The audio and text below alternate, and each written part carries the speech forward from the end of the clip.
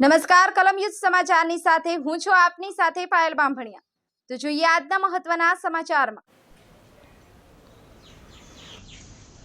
છોટાઉદેપુર જિલ્લામાં સ્ત્રીના પાલવે બાંધેલી ગાંઠ કે તેના રસોઈ ઘરના ચાખાણના ડબ્બા રાખેલી તેની નાની બચત પરિવારને સંકટ સમયે મદદરૂપ થતી હોય છે। સમયના પરિવર્તન સાથે સ્ત્રીઓએ પોતાની નાની બચતને નવું સ્વરૂપ આપ્યું છે।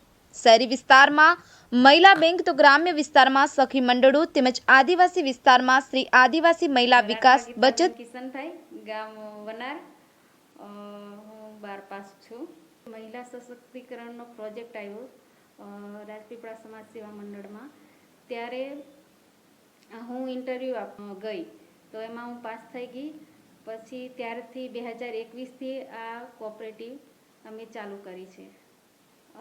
અમે 2021થી ચાલુ કરી ત્યારે અત્યાર સુધીના અમારા સભ્યો 1002 જેવા છે। બચત અમારી 4 લાખની આજુબાજુ છે।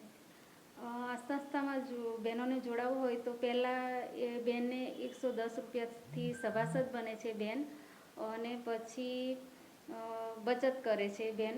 એટલે બચત કરે તો એમાં બેન એની કેપેસિટી પ્રમાણે બચત કરે છે। એટલે વ્યક્તિગત બેનનું ખાતું હોય છે।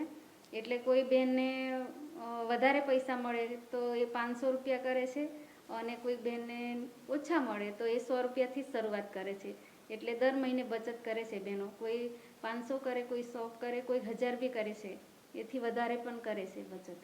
અમે વ્યાજદર બહેનોને વર્ષનો 4% લેખે વ્યાજદર આપીએ છીએ। બહેનોને જ્યારે જરૂર પડે છે તો અમે 1 વર્ષ સુધી અમે બહેનોને બચત કરાવીએ। પછી વર્ષની અંદર જેટલું એનું જે ભંડોળ થાય છે એના દ્વારા અમને બહેનોને જે ધારો કે 5000 હોય બહેનનું વર્ષનું ભંડોળ, તો અમે એને 15000 લોન આપીએ છીએ, ધિરાણ આપીએ છીએ।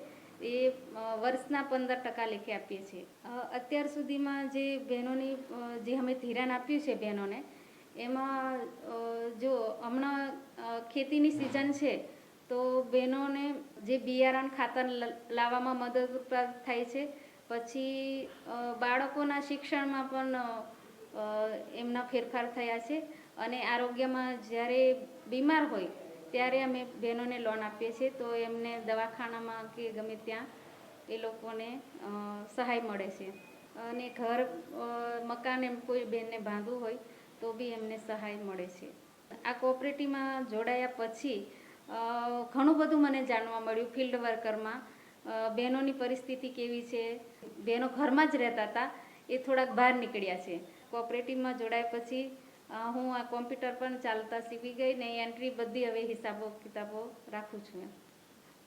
મારા ઘરમાં મારા બાળકોને બી સારી રીતે ભણાવું છું, અને મને બી ઘરમાં માન સન્માન મળ્યું છે।